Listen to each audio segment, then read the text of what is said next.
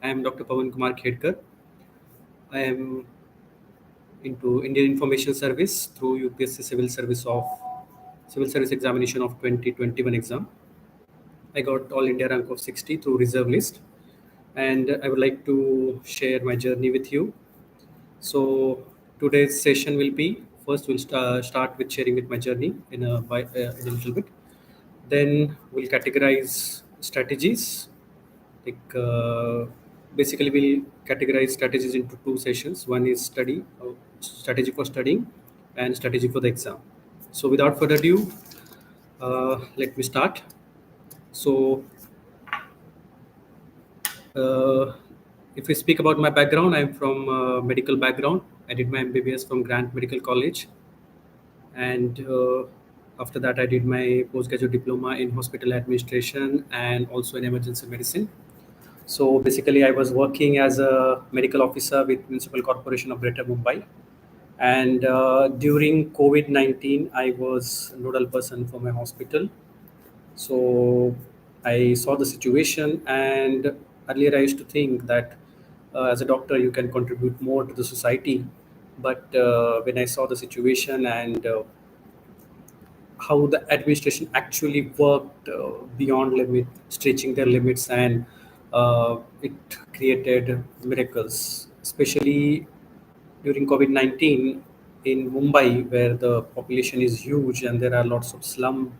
So it was very much difficult situation to handle, but administration worked really well, and that really got inspired me to write civil services. So let's talk about strategies. So when we are talking about strategies, there are two subheadings I would like to cover. First is strategy for studying, and the second would be strategy for exam. Because as much as it is important to study, it is also important to strategize as per the need of examination. So if we are thinking about study, so some is asking out of syllabus prelims में questions पूछे जाते हैं क्या? I am writing down your queries. I'll get back to you once I finish with the strategies thing. So my strategy would be first thing, your guiding light should be syllabus of UPSC. Download a copy from UPSC official website and stick to the syllabus. Try to read the syllabus. Prelim syllabus is very much vague. They've given important events of national and international importance and so on and so forth. It is very vague, but the main syllabus is very much organized as per the papers and as per the themes and topics. So you must learn the syllabus first, and then PYQs. The preparation should start and end with PYQs, because without PYQs, it will be a directionless study, because everybody says that anything under the sun can be asked during UPS examination. But if we analyze the previous year questions, and now when we say analyzing the questions, we analyze on two themes. One is what is the theme of question on which the questions are there. So if you analyze this on this pattern, you will see that there are many themes which get on repeating. For example, if you consider GS3, the agriculture theme, micro irrigation, the questions are repeated time and again. So on different themes you must identify, so which are the themes which they are focusing continuously, what are the themes they are recurrent in news, that you must focus on, and that you'll get an idea from the previous year questions. Another thing is what is the type of question, whether they are asking for analyzing, critically analyze, explain. So on these two parameters you should always analyze the previous year questions. This is about mains. Similarly, if we talk about prelims PYQs, you will see that many a times patterns have been repeated. For example, they'll always give that this program is run by following ministries, or find out the wrong thing, and they'll always mismatch the ministry which is implementing the program. So there you will have an idea that okay, So this is the trap question. This is where they are trapping us. So you need to be aware of those traps. Another thing is toppers copies. So your preparation for mains, it is very much important that you analyze the toppers copies. For example, essays. If you see Vikram Gariwal sir's essay, or those who have topped time and again, you should analyze those copies. So how they have linked the topic and how they have linked the answer. Also, what are the okay analyzing the syllabus? Okay, I'll get to that also. So whenever you're talking about toppers copy, it is freely available resource on Vision's website, or you can just Google it out and see what are the toppers copy. So when you are seeing the toppers copy, you must also analyze what are the questions, and they are you can't find out the direct answers from the books or from any other source, but how they have tackled the question. There are few questions which you won't be able to get direct answers during your preparation.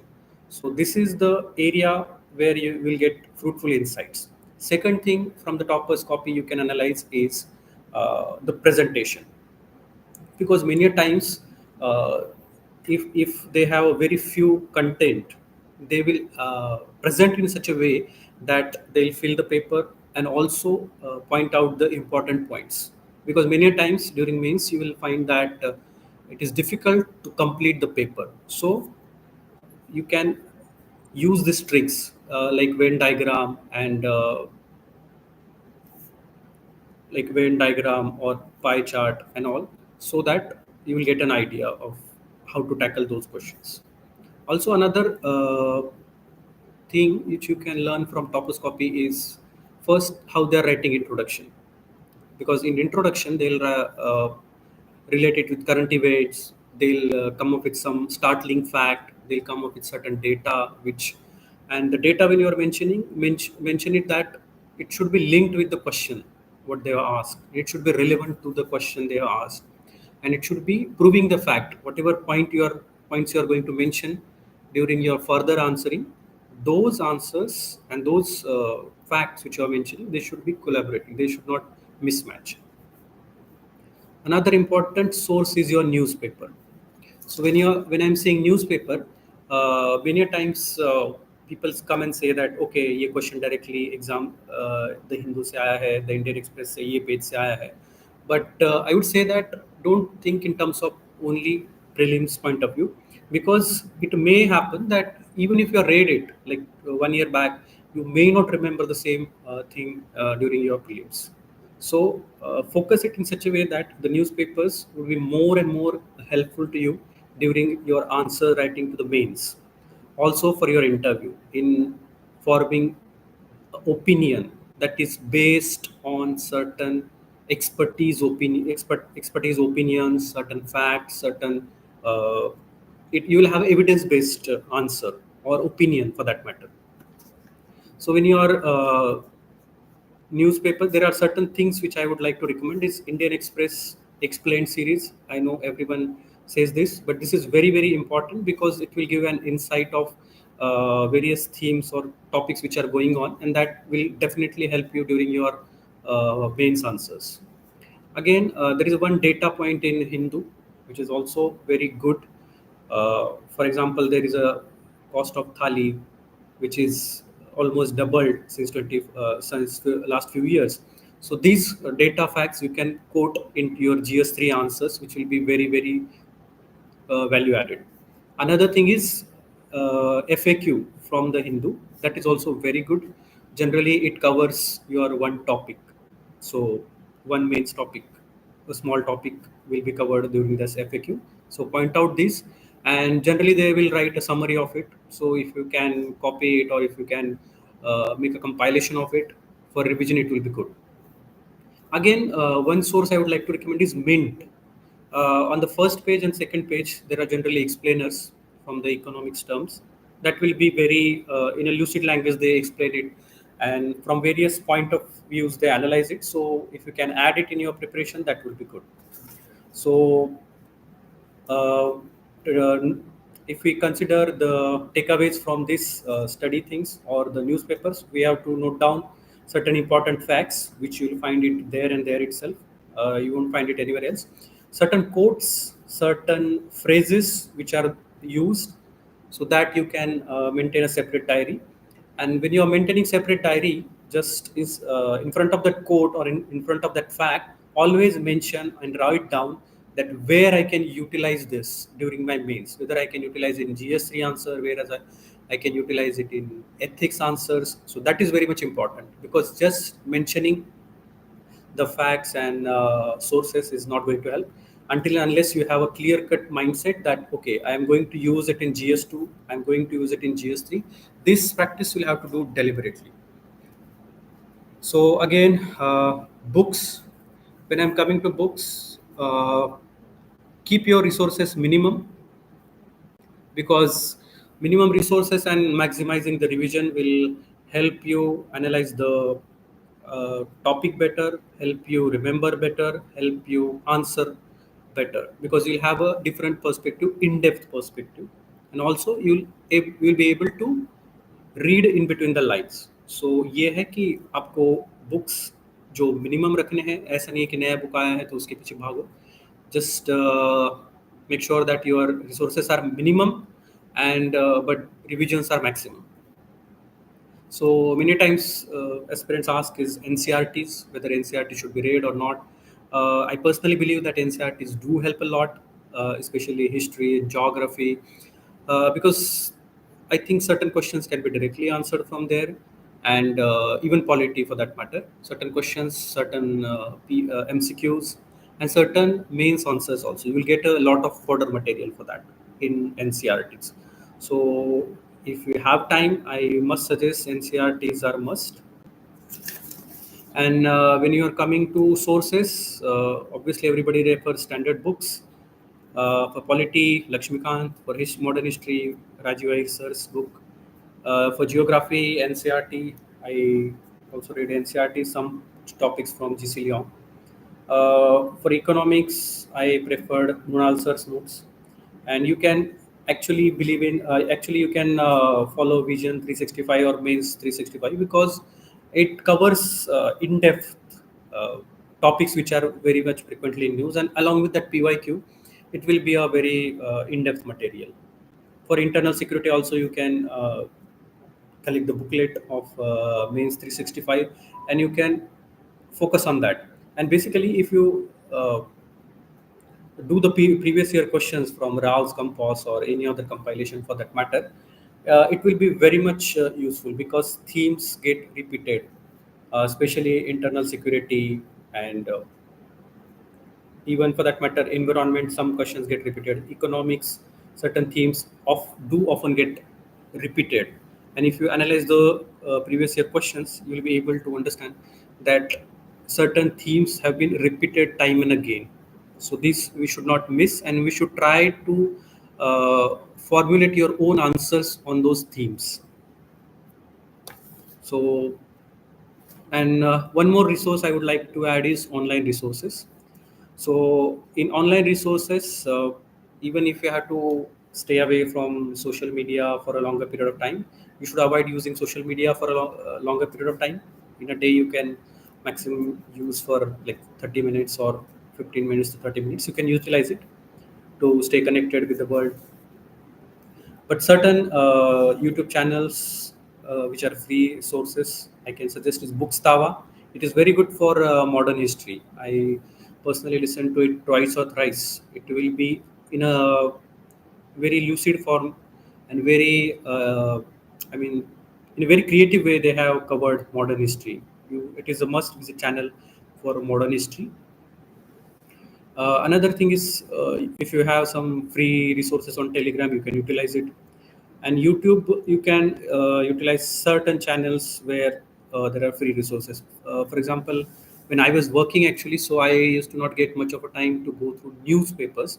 So I used to cover daily news analysis, Hindi news analysis from two different YouTube channels. One was Byju's, and Byju's, there used to be daily Hindu news analysis, and another was Shankar IAS.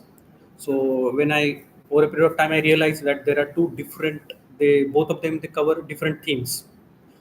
from one day's topic. So that helped me cover maximum of resources to current affairs. So this was for the study material, and people do ask how many hours you must study. See, it is depending upon your interest, your available resources, and your grasping capacity. For UPSC, going Delhi is necessary or not?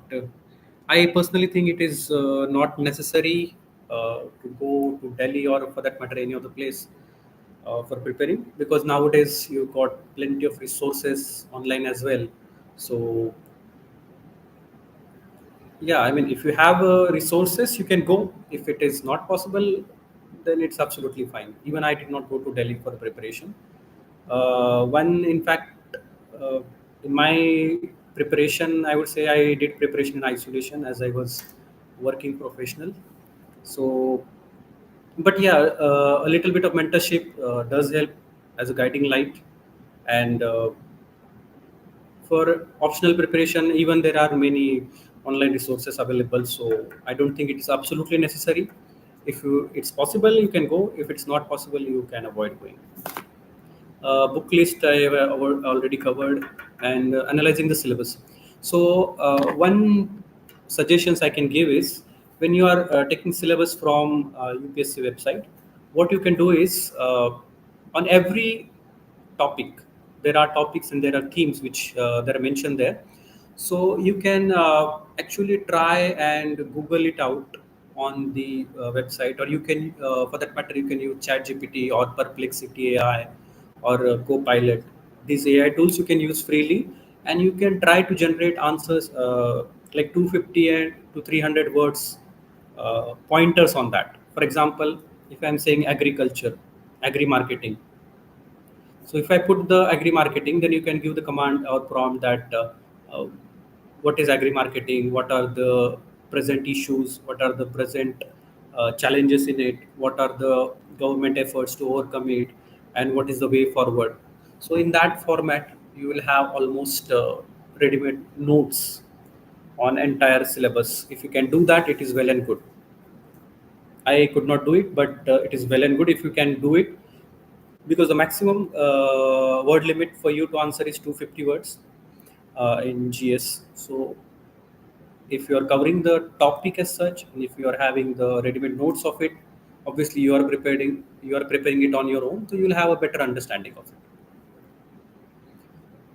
Study में consist previous year से questions repeat होते हैं क्या? या definitely previous year से question repeat होते हैं in prelims as well as mains. Then previous year question analyze कैसे करना चाहिए? I already answered that. On two parameters you should answer it. One is theme, which themes are getting repeated, and what is the pattern of question. In prelims also, what is the pattern of question, what are the themes they are recurring. For example, COP 26 है, तो what is the theme of it, what are the India's contribution to it, what is the issues of it, and way forward है, बाकी कौन कौन से initiatives उसमें लिए गए हैं. So these are the things which keep on repeating. So yes, questions do repeat. Out of syllabus prelims में क्वेश्चन पूछा जाता है क्या?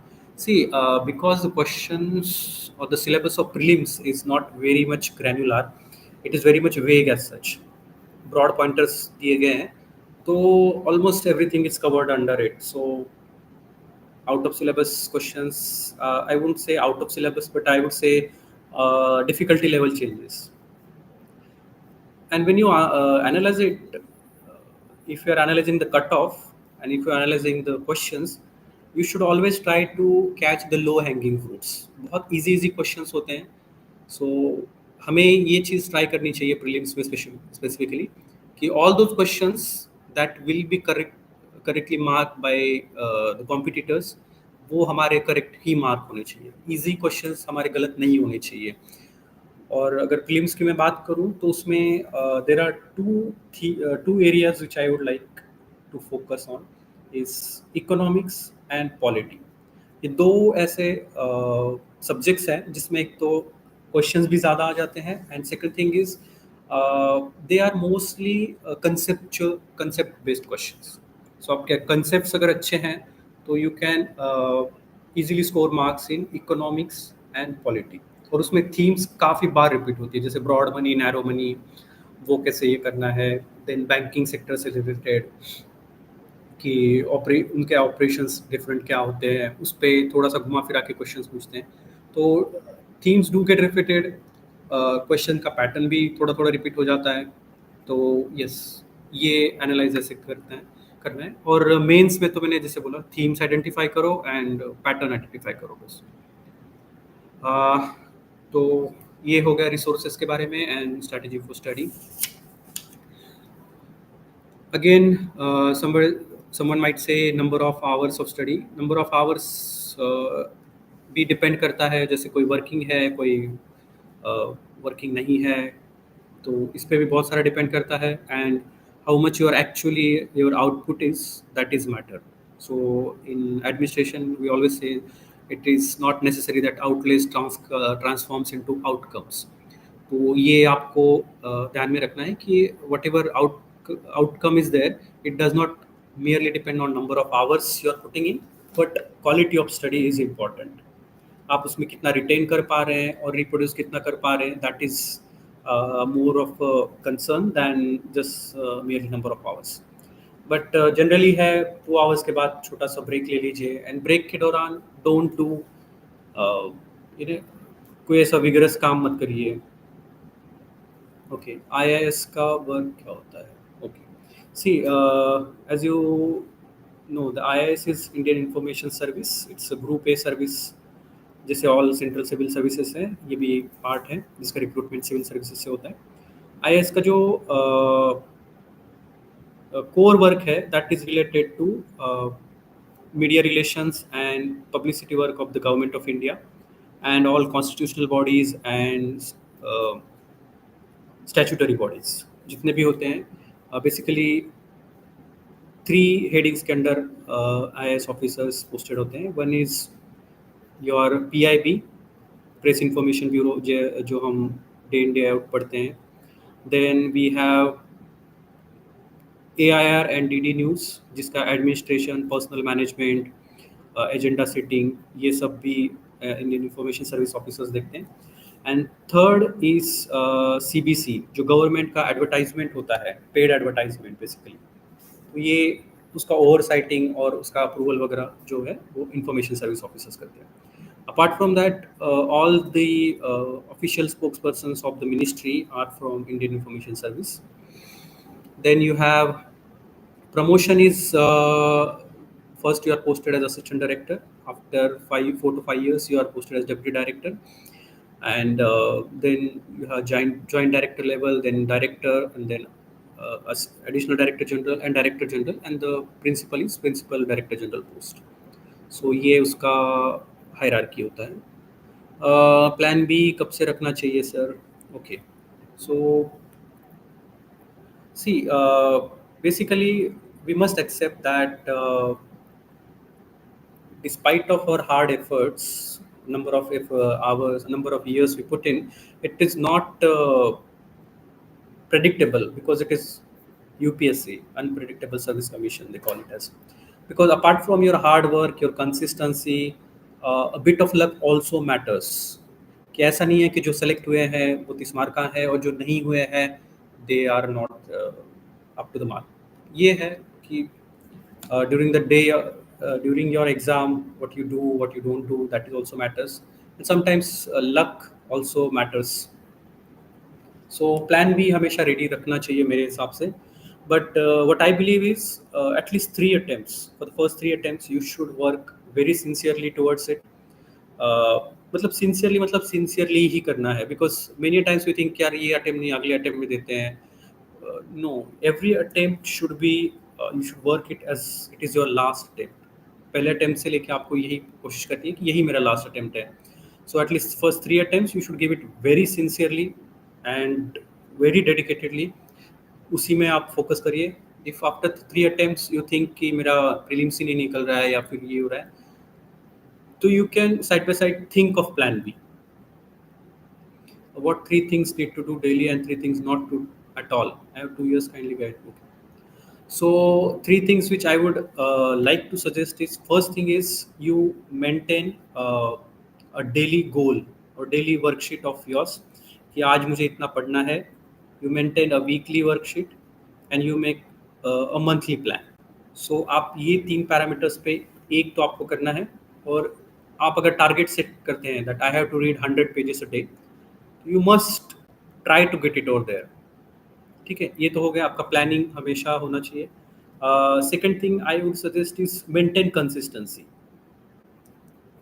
Consistency is more and I would से important than number of hours you put in, because अगर consistency है तो एक लिंक हो जाता है and you will start liking the preparation. ठीक है. And the third thing I would suggest is maintain hobby at least. और हॉबी है थोड़ा सा, if you have any hobby in sports or a hobby in guitar or music, anything, you pursue your hobby for about 15 to 30 minutes. ये इससे एक होगा कि आप फ्रस्ट्रेट नहीं हो जाओगे, because the preparation is very lengthy. ऐसा नहीं है कि एक एग्ज़ाम दिया, एक स्टेज हो गया, फिर I am very sure of second, फिर आप सेकेंड थर्ड स्टेप में आ जाओगे. कभी बार इंटरव्यू के बाद में भी फिर से प्रीलिम से स्टार्ट करना होता है. तो दैट ये जो फ्रस्ट्रेशन आती है तो वो नहीं आएगी. तो ये तीन थिंग्स आपको करनी है. Things you should avoid is, first thing I would से is avoid negative people, negative things. बहुत सारे लोग बोलते हैं कि यार क्या है, तू तो कर रहा है, कुछ नहीं हो रहा है. तो avoid negative people, avoid negative things. कि यूपीएससी में तो ऐसा होता है, हमारे आजू बाजू बहुत सारी नेगेटिविटी चलती है, यहाँ पे तो फ्रॉड होता है, ये होता है. Always avoid negative people because they will drain your energy like anything. जितना पॉजिटिव चीज़ों से आपको मोटिवेशन नहीं मिलेगा, वो नेगेटिव चीज़ों से आपको डिमोटिवेशन बिल्कुल बहुत जल्दी फील होता है. तो avoid negative things, negative people. Second thing is avoid excessive exposure to social media. ठीक है, आपको इंस्टाग्राम है, व्हाट्सएप है, चलाओ. इट्स नॉट कि कंप्लीटली आइसोलेट होना है, it is not practically possible, क्योंकि वो फिर रिपरकशन उसके बहुत अलग तरीके से होते हैं. फिर हम बोरियत में इतना चले जाते हैं, फिर विल फाइंड आउट ये कि भाई मुझसे अभी नहीं हो रहा, मैं फिर एक दो दिन आराम ही करता हूँ. ये नहीं होना चाहिए. Maintain consistency. अगर आप 4 आवर्स का मेरा डेडिकेशन है तो वो 4 आवर्स में मुझे स्टडी ही करना है, तो ये रखिए. और थर्ड थिंग आई वुड से अवॉइड इज एनी मतलब गोइंग बिहाइंड रिसोर्सेज. ये अवॉइड करिए आप. जो आपके पास रिसोर्सेज हैं, स्टैंडर्ड रिसोर्सेज हैं, उसे ही ध्यान में रखते हुए उसको मल्टीपल रिविजन्स करिए. क्योंकि हम बहुत बार ऐसा होता है ना कि मार्केट में ये चीज़ नहीं है, ये नया बुक आया है, इसका ये है, तो वो अवॉइड करना है. I think someone asked me which is your medium. I was from English medium, but to tell you frankly, I am from Maharashtra. I did my schooling from vernacular medium. So but my vernacular medium did not come in any way of preparation. Preparation कोई भी medium में कर सकते हैं, but generally English medium में इसके लिए ज़्यादा ये करते हैं because you have plenty of resources. तो ये एक थोड़ा प्लस पॉइंट है इंग्लिश मीडियम के लिए. बाकी आप कर तो किसी भी मीडियम से कर सकते हैं, that's not an issue. Second thing I would, अब ये तो मेरे रिसोर्सेस के वजह से ये हो गया स्टडी के लिए. और few things which I think I should have done and I could not do is one thing I already mentioned कि आप सिलेबस को एनालाइज करके. Okay, very good question. Daily newspaper और monthly magazine. I would rather say daily newspaper. अगर आपने पहले सुना होगा तो daily newspaper for these 3 things at least. एक तो आप इंपॉर्टेंट फैक्ट्स नोट डाउन करिए, कोट्स, फ्रेजेस हो गया. उसमें कुछ एनेक्डोट्स आते हैं. For example few time like few months back or few years back there was article ki burning of constitution copy somewhere down the south. But in that article it was mentioned that it is not the first time it is happening. It happened in 1970s also. Also the tussle between judiciary and legislative, it is not the first time. It happened way back in 70s when some UP assembly had a tussle with the high court. They have different perspective on particular issue. So ये चीज़ें आपको monthly magazine में शायद से ना मिले, तो आप डेली न्यूज़पेपर इसके लिए पढ़ सकते हैं. मंथली मैगजीन के बजाय आप पीटी 365 या मेंस 365 से भी सब्स्टिट्यूट कर सकते हैं, बिकॉज जो इम्पोर्टेंट है वो कवर हो जाता है. But generally I would suggest कि मेंस 365 1 ईयर का ना कवर करके 2 ईयर्स का आप कवर करिए, so that would be much better. क्योंकि कई बार ऐसा हो जाता है ना कि कुछ थीम्स लास्ट ईयर में देवर इन न्यूज़ और देवर प्रोमिनेंट, तो वो ये साल में क्वेश्चन पूछ लिए जाते हैं. तो आप अगर मंथली कर रहे हैं या फिर पीटी 365 या मेंस 365 पे निर्भर हो रहे हैं, तो आई वुड सजेस्ट 2 ईयर्स का आप कर लीजिए. और also one important thing is you can use free AI tools for your preparation. जैसे हो गया चैट जीपीटी, परप्लेक्सिटी एआई, तो उसमें आप सिलेबस से रिलेटेड कुछ चीज़ें गूगल कर सकते हैं या फिर ये यूज़ करना है. ओके, रिजर्व लिस्ट कैसे वर्क करती है? See generally what happens is UPSC में एडवर्टाइजमेंट के time there are certain seats which are announced. For example, in my UPSC 2021, least number of seats were there, 749. But when the first list came, there were only 687, 660 or 670 candidates results were announced, list were announced. So ये इसके लिए होता है कि those candidates का those who are from say open category, OBC category और other categories, तो जो कैटेगरी के students they have enough marks और they have not used reservation for getting seat, तो they can get the seat through open. So that is why they put some seats reserve, और उसका second time में जब reserve list announce करते हैं that time they get allow, they get into incorporated with the list, and बाद में उनका service allocation होता है. So, what is minimum time duration required to fully prepare for UPSC exam? See, I would say that minimum आपको 1 year duration is required. Basically, there is no fixed answer to this, that what is the minimum duration or maximum duration.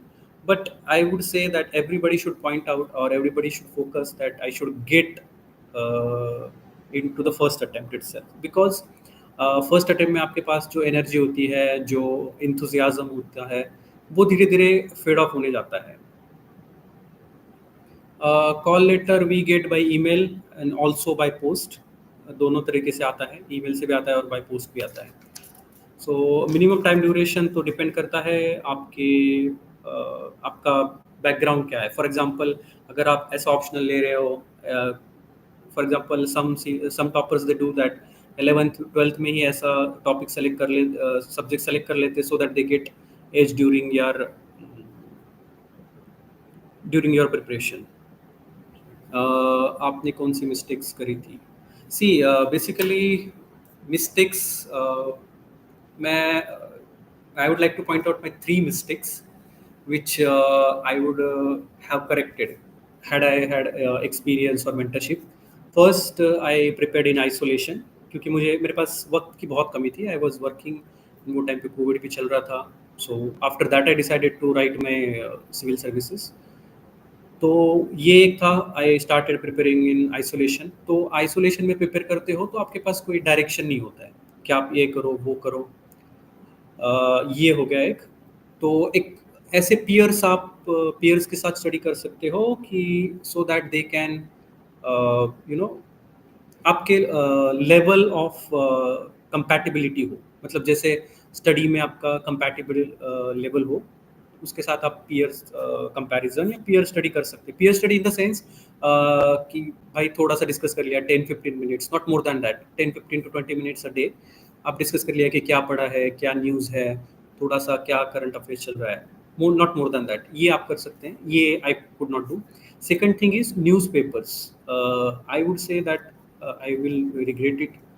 Newspapers जो ये बाद में मुझे, मतलब after clearing मुझे ये हो गया, या फिर इंटरव्यू के टाइम पे मुझे थोड़ा सा ये इसमें ये आ गया.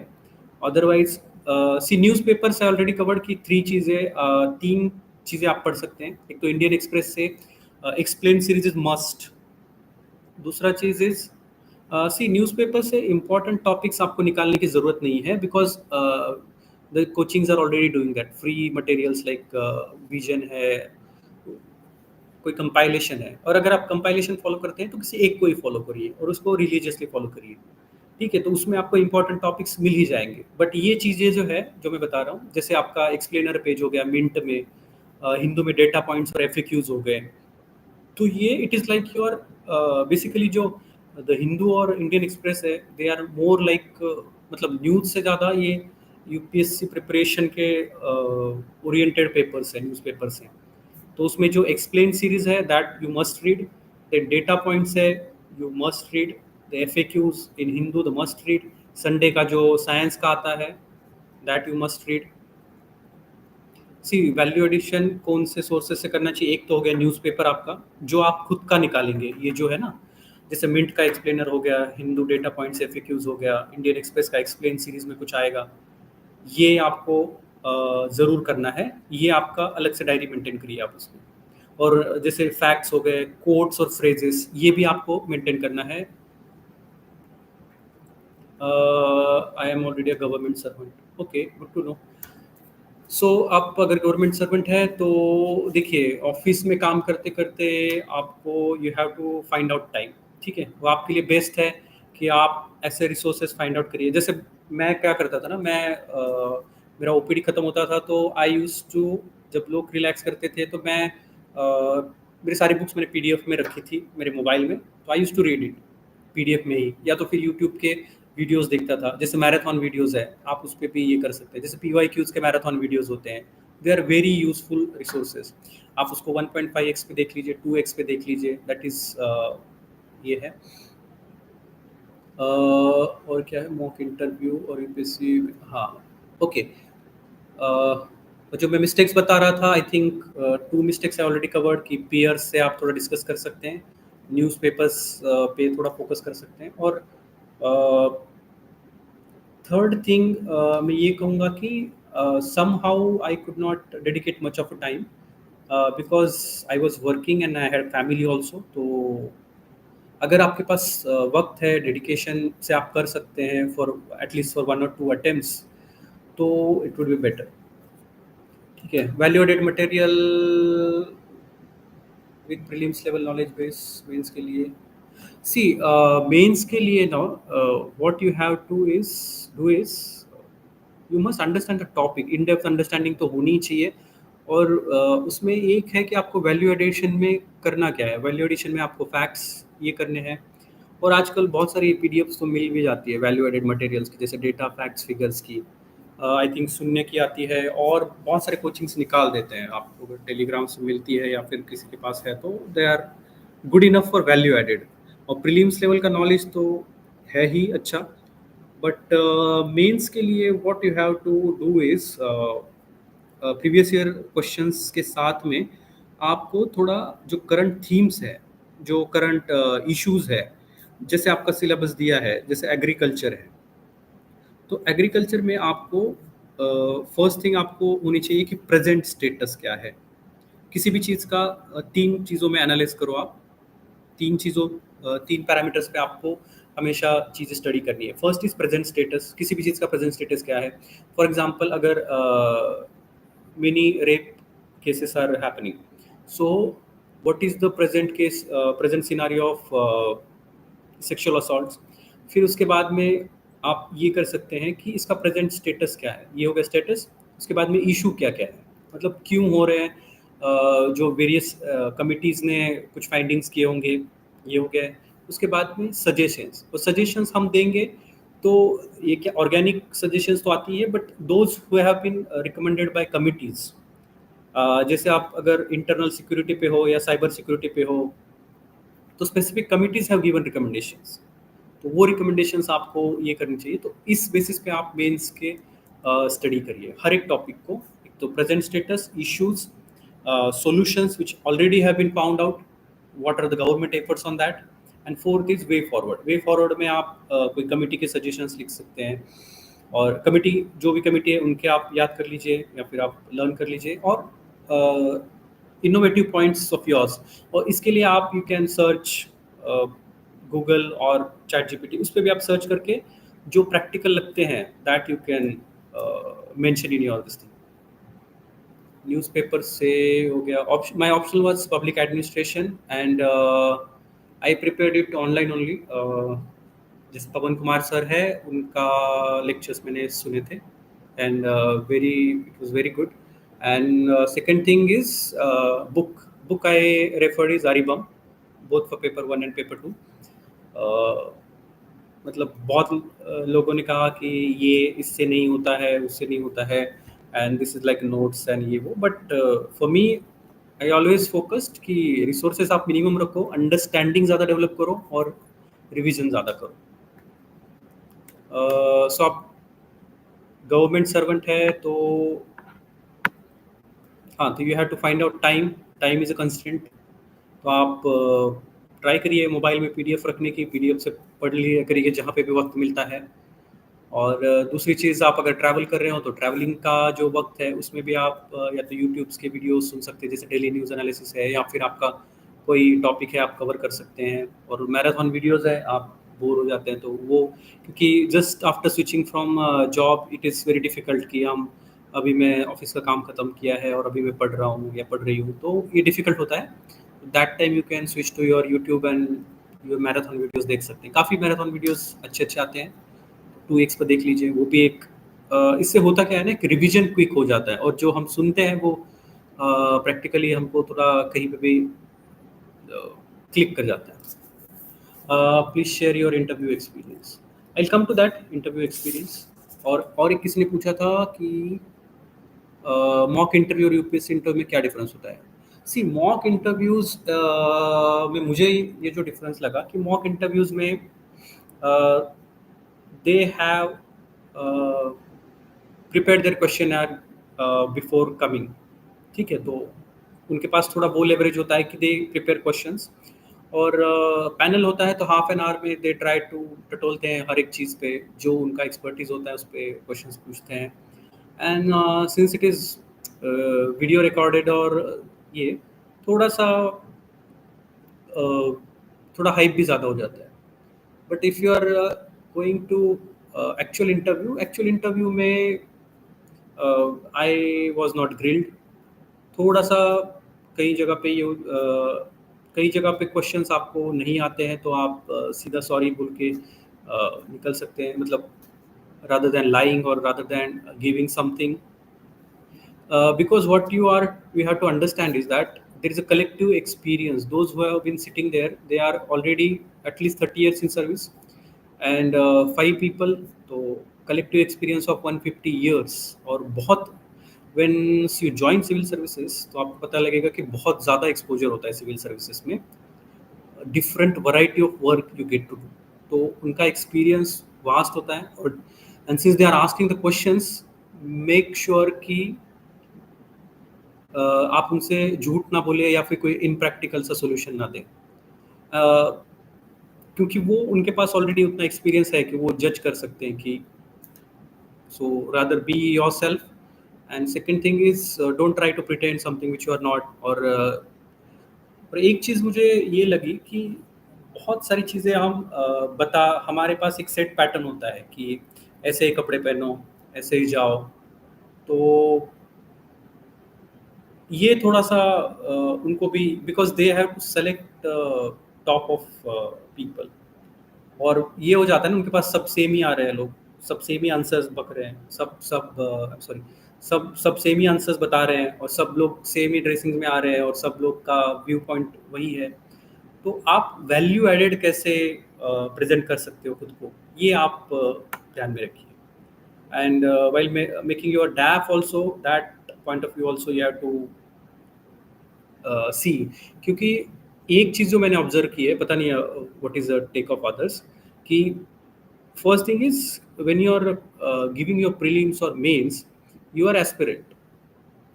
ठीक है, यू आर एस्पिरेंट और you are in that phase of student. जब आप इंटरव्यू के लिए जाते हो तो you have been judged on different parameters, जो कि आपकी इंटीग्रिटी चेक करता है, आपकी प्रॉब्लम सॉल्विंग एबिलिटी चेक करता है, आपकी रीजनिंग चेक करता है, आपका प्रेजेंस ऑफ माइंड चेक करता है। तो ये थोड़ा सा आपको पॉइंट ऑफ व्यू ध्यान में रखना पड़ेगा कि प्रीलिम्स मेंस में ऐसा होता है कि हम पॉइंटर्स लिख रहे हैं, वो एक सेट फॉर्मेट में हम लिख रहे हैं, इंट्रो, बॉडी, कंक्लूजन। और जब हम ये कर रहे हैं, इंटरव्यू दे रहे हैं, तो you have to prove yourself अलग से कि भाई मैं क्या, what I am bringing to the table, what I am bringing to the civil services. ये थोड़ा अलग होना चाहिए हमारा। मैराथन में जस्ट ब्रीफ ही होने, rather than remembering each and every fact that is in marathon sir is flooded facts please. See marathon में इसके लिए बोल रहा हूँ कि सी आप मोनोटोनस हो जाओगे अगर स्टडी करते हुए एक ही ये करोगे। अगर आप बुक से ही पढ़ रहे हो तो विल गेट व्हाट यू से, आप अगर टॉपिक पढ़ रहे हो तो टॉपिक तक सीमित हो जाते हो। बट अगर आप मैराथन देखते हैं, ये मेरा पर्सनल व्यू है, it may not be suitable for everyone, but marathon के लिए मेरा ये मुझे इसलिए अच्छा लगता था कि बिकॉज फैक्ट जो है वो बार बार हैमर हो जाते हैं हमारे इस पे, ठीक है। और पता नहीं कोई कोई ट्रिक बता देता है और ऐसा हो जाता है ना, वो विजुअल्स भी कई बार क्रिएट कर देते हैं, तो उससे हमने थोड़ा सा मेमोरी ये ज़्यादा हो जाता है, बस बाकी तो कुछ नहीं है। इंटरव्यू में ड्रेस कोड मैटर करता है। I think you should be dress decently, haircut होना चाहिए थोड़ा सा, अगर शेविंग है तो शेविंग करके जाओ या फिर ट्रिम करो नीटली, वेल ड्रेस्ड होना चाहिए, बाकी तो क्या ही है। What was your why UPSC? See, basically when I was studying during my graduation also, I did my MBBS, उसके बाद पोस्ट ग्रेजुएशन किया, तो during that time I did not have inclination towards civil services, ये मैंने सोचा भी नहीं था, and I was not very inclined to civil services. But during COVID, it was I saw what administration can do. Uh, because if you see COVID or any other endemic or pandemic for that matter, one would always think that doctors will be at forefront, and but during that period I got to know that administration can do wonders, because I mean the way they controlled situation in Mumbai specifically, having so many slums and all, so that inspired me to join civil services. Interview में कैसे questions पूछ सकते हैं sir? सी interview में questions पूछना is entirely there prerogative. बहुत बार ऐसा होता है कि आपके एक तो चीज़ है, आप एक कर सकते हैं कि हम कंपार्टमेंटलाइज करते हैं कि ये मुझे प्री के लिए पढ़ना है, ये मुझे मेंस के लिए पढ़ना है, ये मुझे इंटरव्यू के लिए पढ़ना है। तो what I would suggest is कि हम होलिस्टिक प्रिपेयर करें, मेंस और प्री को डिवाइड ना करें जब स्टडी करते हैं, हम तभी उनको डिवाइड करें जब हम एग्जाम्स के लिए करते हैं, एग्जाम का स्ट्रेटेजी करते हैं। जैसे प्री का एग्जाम स्ट्रेटेजी अलग होगा, मेंस का एग्जाम स्ट्रेटेजी अलग होगा, बट हम स्टडी करते हैं तो ये तीनों को इंटीग्रेट करके पढ़ो। और इंटरव्यू में तो बेसिकली आपको ये करना है, फर्स्ट तो आपके खुद के बारे में आपको अच्छे से पता होना चाहिए। SSB interview, yes, I have heard about SSB interview. In fact, I had given one after 12th for NDA, so I got selected also. So SSB, they are very particular about some things. SSB का वो भी है कि in the first thing they show you a picture for 30 seconds and they ask you to write a story in that. Pre-score, my pre-score was I think 99 or something, 99 point something, 99 or 100 something. Coaching लगाना ज़रूरी होती है क्या? Coaching लगाना it is not entirely necessary, but अब इसमें दो है, अगर आपके पास रिसोर्सेस हैं तो आप कर सकते हो कोचिंग।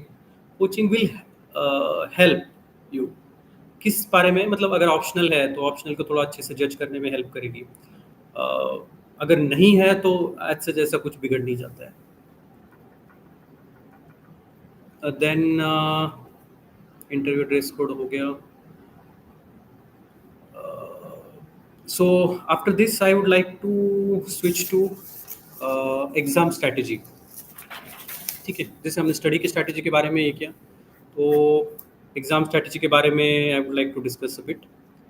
अगर हम प्री की बात करते हैं तो प्री के लिए तो आपको स्टडी करने के टाइम पे PYQs में थीम्स एनालाइज करने हैं, पैटर्न्स एनालाइज करने हैं, और most importantly analyse the traps, जो ट्रैप्स बिछाए जाते हैं, जैसे मिसमैच मिनिस्ट्री कर देते हैं, कोई डेटा थोड़ा सा पॉइंट वाइज घुमा के दे देते हैं.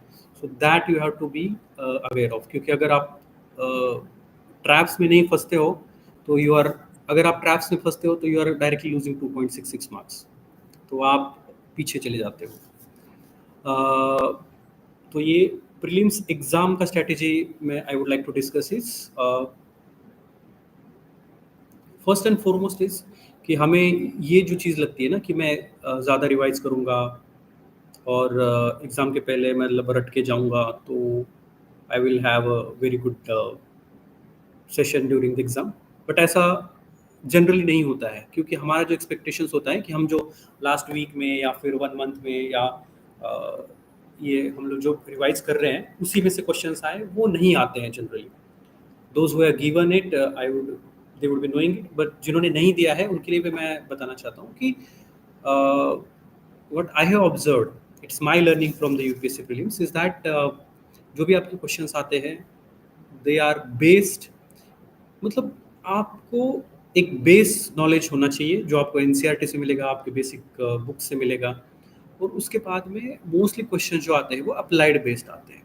ठीक है, तो अप्लाइड बेस्ड क्वेश्चंस में ये करना है कि हमें एक तो ट्रैप में नहीं फंसना है, क्वेश्चंस अच्छे से रीड करने हैं. ये बहुत सी बेसिक चीज़ है, लगेगा कि यार ये क्या है, but reading the question is very very important.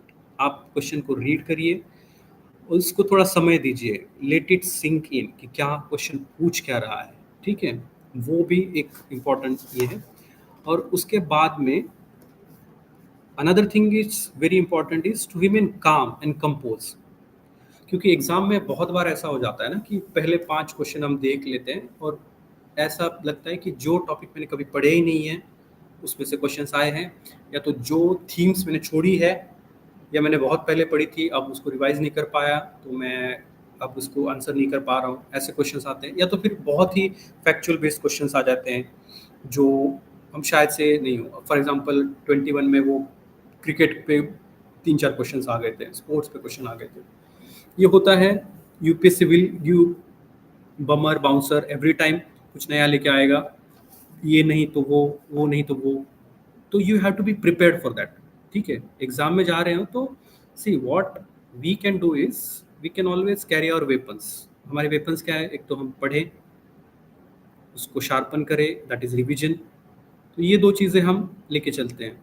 अब तीसरा चीज़ जो बहुत इंपॉर्टेंट है और आई थिंक इंडिस्पेंसिबल है फॉर क्लियरिंग द प्रीलिम्स, मतलब ये मैं गारंटी से कहता हूँ and I am stressing this point कि ऐसा नहीं है जो प्रीलिम्स नहीं क्लियर किए हैं वो कम पढ़े हैं. आई वुड से कि उन्होंने बहुत ज़्यादा पढ़ा है, बहुत ज़्यादा रिवाइज किया है, बहुत ज़्यादा ये किया है, बट एक माइंड सेट होता है ना जो काम एंड कंपोज होना चाहिए फॉर आंसरिंग प्रीलिम्स, ये बहुत ज़्यादा ज़रूरी है. जो एटीट्यूड है वो बहुत ज़्यादा ज़रूरी है and I would like to stress it time and again.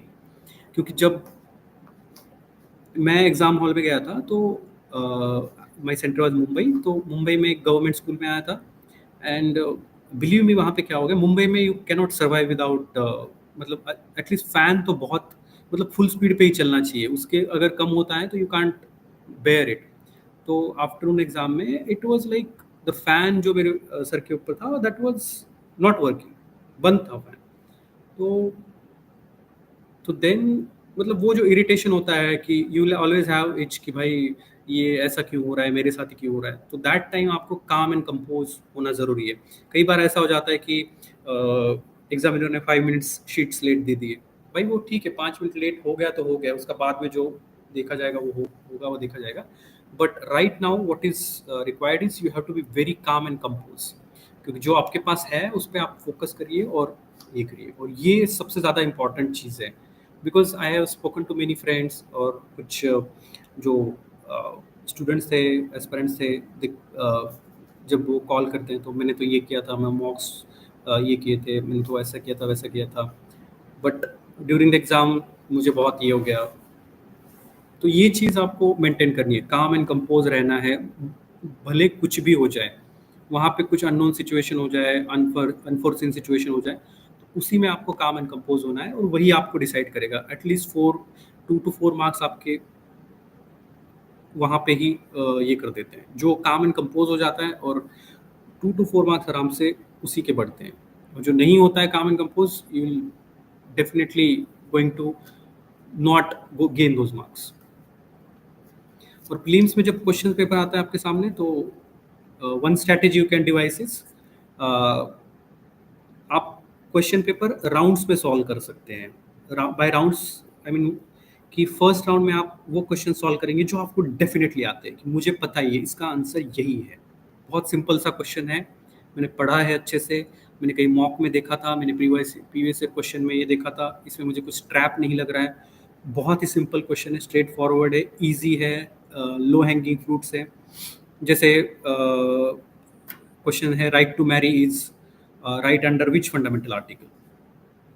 तो ठीक है, फंडामेंटल आर्टिकल 21 के अंडर है, बहुत स्ट्रेट फॉरवर्ड है, हमें पता है, बहुत बार हम पढ़ते हैं, बहुत बार सुनते हैं। तो ये क्वेश्चंस आप पहले मार्क कर लो, ठीक है।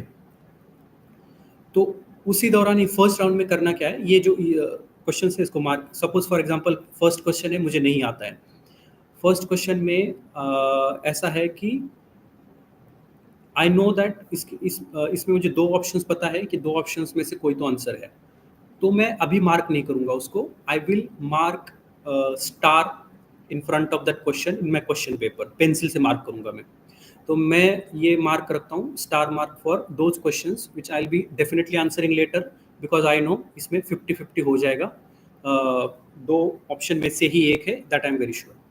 फिर उसी राउंड में हम एक करेंगे, जो क्वेश्चंस को हमें पता है कि एक ऑप्शन ये तो पक्का ही नहीं है, ठीक है, एक ऑप्शन पक्का ही नहीं है, बट 3 ऑप्शन में मुझे कंफ्यूजन है, तो उसको मैं राउंड करूंगा क्वेश्चन पेपर पे पेंसिल से, कि ठीक है तो ये मेरा है। और फोर्थ मैं ऐसे मार्क करूंगा जो मुझे पता ही नहीं है, मुझे पढ़ा ही नहीं है, मैं शायद से गलत कर दूं, तो उसको मैं कुछ अलग से मार्क कर दूंगा या फिर क्रॉस कर दूंगा उसके ऊपर, ठीक है। तो ये फर्स्ट राउंड में ये हो गया। तो सेकंड राउंड में मुझे वो क्वेश्चन पे फोकस करना है जो मैं 50-50 मार्क कर सकता हूँ, और उसमें मुझे मार्क करना है। और जो थर्ड राउंड है उसमें मुझे मार्क करने हैं 3 में से, जो मुझे ऑप्शन पता है कि ये 3 में से कोई भी हो सकता है, एक ऑप्शन नहीं है। तो depending upon the number of questions I am able to attend, तो मैं ये नंबर चूज करूँ। और उसके बाद में if you are coming to mains, ये हो गया प्रीलिम्स का स्ट्रेटेजी। प्रीलिम्स में और कुछ डाउट है तो आप कमेंट कर सकते हैं, I will try to solve that. फिर एक मेंस का जो है, मेंस का, अब मेंस में आंसर बनता कैसे है, गुड आंसर की क्या क्वालिटीज होनी चाहिए। एक तो होता है बैड आंसर, बैड आंसर ऐसा कुछ होता नहीं है, एक good answer and the best answer, better answer और द बेस्ट आंसर। एक गुड आंसर में और बेस्ट आंसर में क्या डिफरेंशिएट करता है, तो वो वैल्यू एडेड मटेरियल डिफरेंशिएट करता है। तो मेंस के अगर क्वेश्चंस आप देखेंगे तो जनरली सेक्शन ए और सेक्शन बी टाइप होते हैं। जो सेक्शन ए में होते हैं 10 मार्कर्स होते हैं, सेक्शन बी में 15 मार्कर्स होते हैं। सेक्शन 10 के जो क्वेश्चंस है, ये सबको पता है 7 मिनट्स में हमको क्वेश्चन एक सॉल्व करना है लगभग, और 15 मार्कर्स जो है वो 10 मिनट्स में सॉल्व करना है। तो ये टाइमर आप लगा के चलिए। Generally what I used to do is 15 marker questions जो होते हैं वो पहले सॉल्व करता था, क्योंकि कई बार ऐसा होता है कि 15 मार्कर में मुझे थोड़ा बहुत मतलब आता है, तो मैं लिख दूंगा तो at least best of best answer लेके हाफ मार्क मिल जाएंगे, तो 7.5, 6, 7 ऐसे मिल जाएंगे। और अगर 10 मार्कर्स मेरा बहुत ही अच्छा लिखता हूँ, फिर भी मुझे 4-5 ऐसे ही आने वाले, तो that trade off is there. तो आप 15 मार्कर से स्टार्ट कर सकते हैं, then you can write on 10 markers. क्योंकि एग्जाम में ऐसा ही होता है कि जो क्वेश्चन पेपर है, एक आंसर शीट आपको जो दिया जाता है उसी में स्पेस प्रोवाइडेड होता है। 10 मार्कर्स के लिए 2 पेजेस, 15 मार्कर्स के लिए 3 पेजेस, तो उसी में आंसर लिखना है, तो छूटने का बहुत कम चांसेस रहता है। What a good answer should constitute, first and foremost is read the question carefully. बहुत अच्छे से क्वेश्चन पढ़ना है हमें, ठीक है। और क्वेश्चन पढ़ने के बाद में हमें सबसे पहले ये देखना है क्या पूछा गया है, हमें वही आंसर लिखना है जो पूछा गया है। मेनी टाइम्स हम क्या करते हैं ना कि हम क्वेश्चन पढ़ते हैं वेरी, मतलब बहुत कम समय देके क्वेश्चन पढ़ते हैं, तो हम क्वेश्चन बहुत कम पढ़ते हैं, तो इसके लिए हम पूरा क्वेश्चन पढ़ नहीं पाते हैं या फिर उसको एनालाइज अच्छे से नहीं कर पाते हैं, तो that time we might miss what is being asked, ठीक है। तो ये हमें बहुत इंपॉर्टेंट है कि अगर जो पूछा है वही लिखोगे तो ही मार्क्स मिलेंगे। अगर जो आता है वो नहीं लिखना है, जो पूछा गया है वही लिखना है, भले ही आपको कम फॉर्डर मटेरियल हो उसमें, बट जो पूछा गया है वही लिखना है। ये बहुत स्पेसिफिक है। ये GS3 में भी स्पेसिफिक है, GS2 में भी स्पेसिफिक है, GS1 में भी स्पेसिफिक है। जो पूछा गया है वही लिखो। ये आप गांठ मान लो कि ये हमें बहुत अच्छे से करना है कि what is asked, that we have to focus on. Second is subheadings. बहुत बार ऐसा होता है कि क्वेश्चन में दो तीन सब हेडिंग्स होती है, दो तीन सब क्वेश्चंस पूछे गए होते हैं। तो कई बार ऐसा हो गया, हम पहला क्वेश्चन इतना लिख लिए कि दूसरा क्वेश्चन मतलब उसका जो सब क्वेश्चन है वो आंसर नहीं कर पाए, तीसरा क्वेश्चन आंसर नहीं कर पाए। तो क्योंकि मार्क्स जब दिए जाएंगे, अगर 15 मार्क्स हैं तो वो डिवाइड वैसे होंगे कि first part 5, second part 5, third part 5। अगर मैं फर्स्ट पार्ट लिख रहा हूँ और फर्स्ट पार्ट में तीनों पेजेस भर रहा हूँ और बाकी के मैं एड्रेस नहीं कर रहा हूँ क्वेश्चन, तो obviously I will be getting marks out of 5 only. तो ये हमें अवॉइड करना है। So first thing is what is asked, that only we have to write. Second thing is subheadings, जो भी सब हेडिंग्स है, सब क्वेश्चंस है, वो हमें आंसर करनी है। Third is try to cover maximum dimensions. अगर कोई क्वेश्चन है तो उसमें मैक्सिमम डायमेंशंस मैं कैसे ला सकता हूँ। अब ये मैक्सिमम डायमेंशंस जो है ये हमें क्यों चाहिए। Suppose you are working as a district magistrate और for that matter any other service, तो आपके पास कोई मैटर आता है for discussion, for your decision, तो उसमें कोई एक व्यक्ति इन्वॉल्व नहीं होगा, उसमें बहुत सारे स्टेक होल्डर्स होंगे। फॉर एग्जाम्पल, अभी एक एवरीबडी मस्ट बी नोइंग कि पतंजलि और एडवर्टाइजमेंट का ये चल रहा था कि somebody filed PIL कि भाई मिसलीडिंग एडवर्टाइजमेंट्स है। तो सुप्रीम कोर्ट हैड ऑर्डर्ड कि एवरी एडवर्टाइजमेंट, नो एडवर्टाइजमेंट शैल गो विदाउट एनी एफिडेविट कि will follow advertisement code. But ऐसा हुआ ना कि अगर आप एडवर्टाइजमेंट्स देखोगे तो करोड़ों में एड्स जाती है। Ads are there on crores, in crores. तो उतने करोड़ डॉक्यूमेंट्स का ये करना भी बहुत प्रैक्टिकल नहीं है। तो उस पर भी सोल्यूशन करना है आपको, हर एक स्टेक होल्डर को सोचना है। तो इसके लिए जितने डायमेंशंस आप लेंगे, तो that means you are thinking in terms of those angles and also those stakeholders. ये चीज़ आपको बहुत इम्पोर्टेंट ये करनी है। तो आप जैसे डायमेंशंस कवर करने के लिए हमारे पास बहुत सारे फ्रेमवर्क्स होते हैं, जैसे पेस्टल हो गया, फिर एक बिफोर आफ्टर हो गया, जैसे बिफोर इंडिपेंडेंस, आफ्टर इंडिपेंडेंस, और you can say medieval era, sorry ancient history, ancient era, medieval era, modern era, pre independence, post independence. ये सारे आपको फ्रेमवर्क यूज़ करके आप मेंस का डायमेंशंस कवर कर सकते हैं। या फिर स्टेक होल्डर पर्सपेक्टिव ले सकते हैं। ठीक है। इसके बाद में उसका स्ट्रक्चर होना चाहिए। I know everybody must be doing, but I am repeating it. Intro, body and conclusion. तो इंट्रोडक्शन कैसे करना चाहिए? तो इंट्रोडक्शन में ये मेरा पर्सनल ओपिनियन है कि अगर उससे रिलेटेड कोई इवेंट हो, रिसेंटली हुआ, तो उसको आप ज़रूर मेंशन करिए। दैट विल शो कि आपको पता चल रहा है कि ये क्वेश्चन क्यों पूछा गया है। सेकंड थिंग, उससे आपका करंट अफेयर्स का नॉलेज है वो रिफ्लेक्ट हो रहा है। ठीक है, that means you are updated. Second thing है, कोई स्टार्टलिंग फैक्ट है उससे रिलेटेड, तो आप उसको मेंशन करिए ज़रूर। वो थोड़ा सा आपका इंप्रेशन देगा। ठीक है। फॉर एग्जांपल, अगर कोई गवर्नर इशू है, गवर्नर पे कोई क्वेश्चन पूछा जाता है कि गवर्नर का रोल क्या होना चाहिए, कि what is your stake on this. तो आप रिसेंटली जो गवर्नर और स्टेट गवर्नमेंट के बीच में थोड़ा अनबन हो रही है, तो उसके बारे में लिख सकते हैं। स्टार्ट हो सकता है, इससे स्टार्ट कर सकते हैं आप। फिर कोई आर्टिकल है कॉन्स्टिट्यूशन का, वो लिखिए। कोई हिस्टोरिक फैक्ट आपको याद आ रही है अलग से है, वो लेकिन वो रिलेटेड होनी चाहिए। अगर रिलेटेड है तो, रिलेवेंट है तो, that is will give you marks. फिर बॉडी में क्या होना चाहिए? बॉडी में बेसिकली आपको ये लिखना है कि व्हाट इज आस्क्ड, जो पूछा गया है वही लिखो, और उसके बारे में सब हेडिंग, जो भी सब क्वेश्चन है वो आंसर करो ठीक से। और अब बॉडी में आप ये कर सकते हैं, जो उसमें कुछ डायग्राम ड्रॉ कर सकते हैं, वेन डायग्राम ड्रॉ कर सकते हैं, पाई चार्ट मतलब चार्ट ड्रॉ कर सकते हैं, कोई बार डायग्राम वगैरह हो तो वो कर सकते हैं, स्पोक्स एंड व्हील्स का वो डायग्राम कर सकते हैं। बेसिकली एक प्रेजेंट आप कैसे कर सकते हो, ये आइडिया आपको मिलेगा टॉपर्स कॉपी से। या फिर आजकल तो बहुत विजन वगैरह में भी जो उनके जो नोट्स आते हैं उसमें भी ये कई बार दिया गया है, डिफरेंट टाइप्स ऑफ डायग्राम्स ये। ठीक है, तो ये आप उस पर फोकस करिए। ठीक है, ये हो गया आपका वैल्यू एडिड।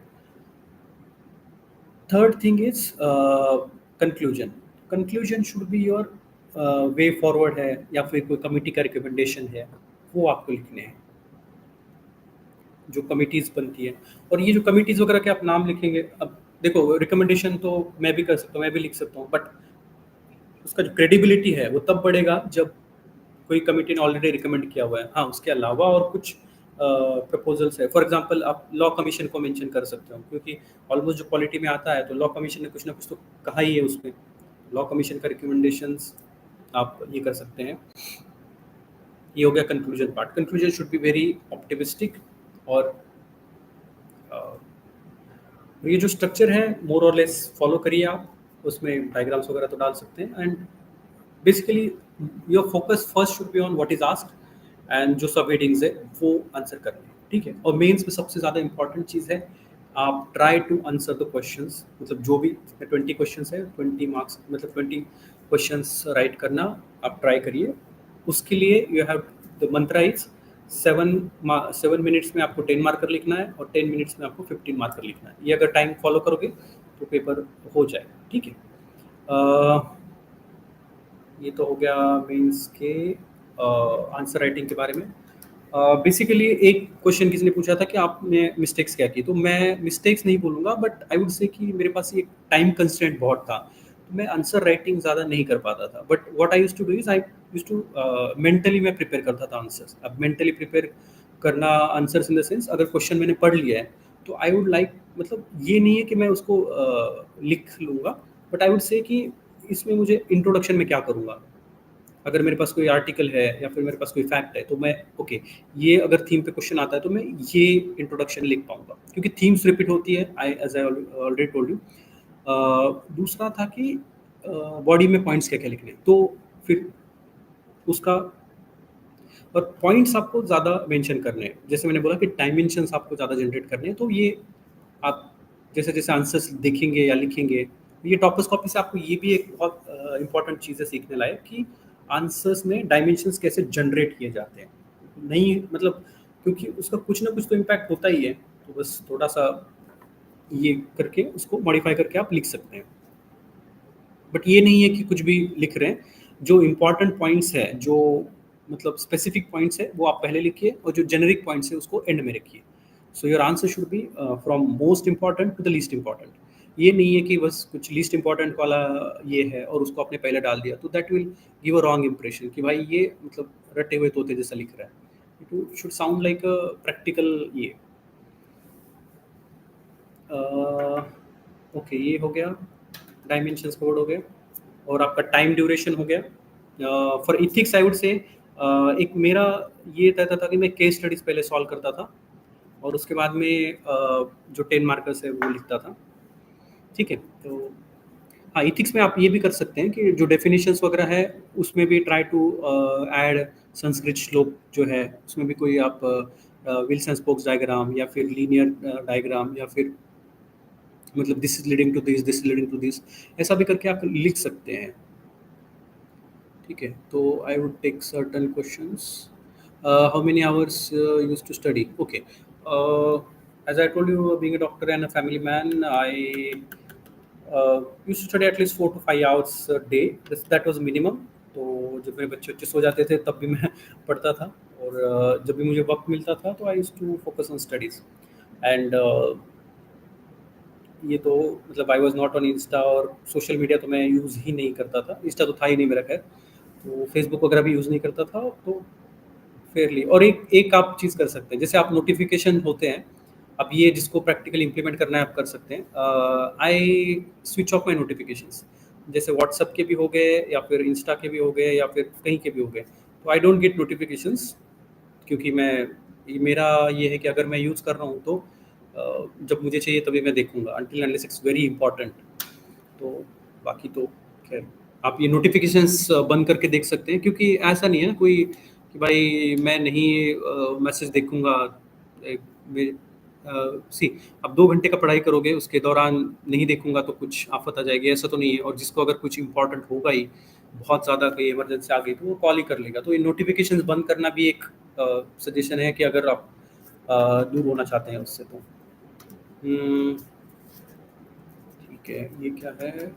तो 4 to 5 hours is very decent study time if you are studying with thorough focus, ये भी ठीक है। और उसमें आप एक तो अगर आपके पास वक्त ज़्यादा है तो ऑब्वियसली आपको स्टडी करना है ज़्यादा, जिसके पास नहीं है तो ठीक है 4-5 आवर्स में, बट जिसके पास ज़्यादा वक्त है तो 6 to 8 आवर्स स्टडी, मेरे ख्याल 6 आवर्स स्टडी आप कर सकते हैं। उससे ज़्यादा फिर आप डिफरेंट मेथडोलॉजी यूज़ कर सकते हैं। फॉर एग्जांपल आप वीडियो देख लिया, मैराथन वीडियो देख लिया, या फिर आंसर राइटिंग कर लिया, या फिर कोई प्रीवियस ईयर क्वेश्चन सॉल्व कर लिया, मॉक लगा लिया, ये कर सकते हैं। How to deal with bouncers in mains? Very good questions. Bouncers तो मेंस में आनी है, एक दो बाउंसर्स तो आनी है। तो इसके लिए आपको टॉपर्स कॉपी हेल्प करेगी, और जो आपका न्यूज़पेपर रीडिंग है वो फॉर्डर मटेरियल की तरह काम करेगा, क्योंकि हर एक जो सब्जेक्ट है उसमें कुछ तो फॉर्डर मटेरियल होता है। आप अगर मेंस के आंसर्स दिखेंगे तो उसमें एक तो चीज़ होती है कि पॉइंटर्स होते हैं, एक डायमेंशन होता है। फॉर एग्जांपल पॉलिटिकल डायमेंशन हो गया, इकोनॉमिकल डायमेंशन हो गया, सोशल डायमेंशन हो गया। तो ये तो आपका हो गया एक फ्रेमवर्क हो गया, और उसके बाद जो होता है वो तो फॉर्डर मटेरियल होता है। आप स्पेसिफिक कुछ है तो लिखते हैं, नहीं तो फिर फॉर्डर मटेरियल को मॉडिफाई करो as per the demand of the question. और फिर भी अगर बाउंसर्स आती है तो कुछ ना कुछ तो आपको क्यों लेना ही है, बिकॉज इन माय ओपिनियन कि आप अगर स्टडी करते हैं तो बहुत सारी कुछ स्पेसिफिक चीज़ें होती है, वो शायद से आपको मतलब एकदम ही कुछ स्पेसिफिक पूछ लिया तो शायद से हम आंसर ना कर पाए, बट उसमें भी हम we can find out a way, क्योंकि हम इतना पढ़ते हैं। जैसे कहीं GS1 में पढ़ा हो वो भी GS3 में लगा सकते हैं, GS2 में पढ़ा है वो कभी GS4 में आ जाता है, मतलब that way you can handle the questions, और हो जाता है। जब आप इंटीग्रेटेड स्टडी करते हो तो हो जाता है। और एक मेंस राइटिंग में मुझे और एक बात कहनी थी कि जनरली अब क्वेश्चंस आते हैं तो GS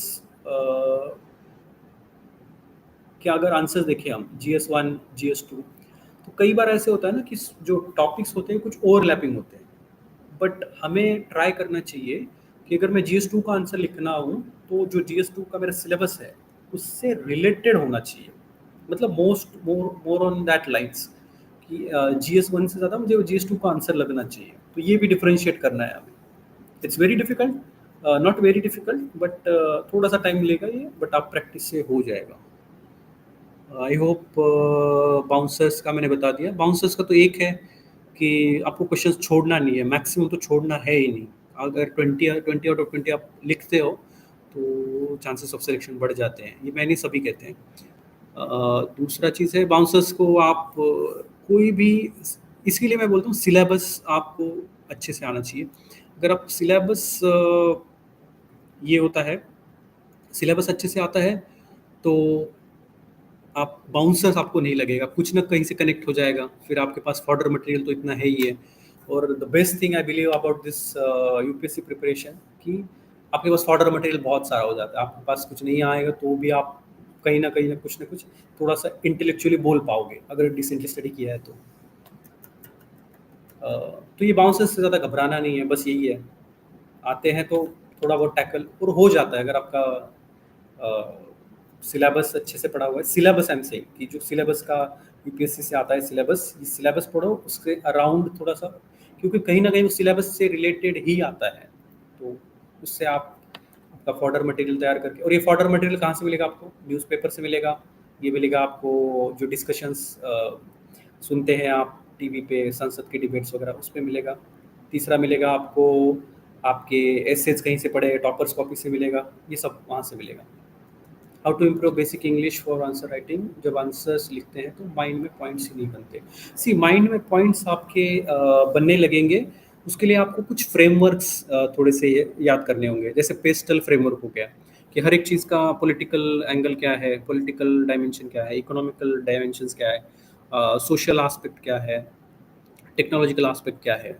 तो ये बेसिस पे आपको, ये टेम्पलेट है, इस पे आप पॉइंट फॉर्म करिए, ठीक है।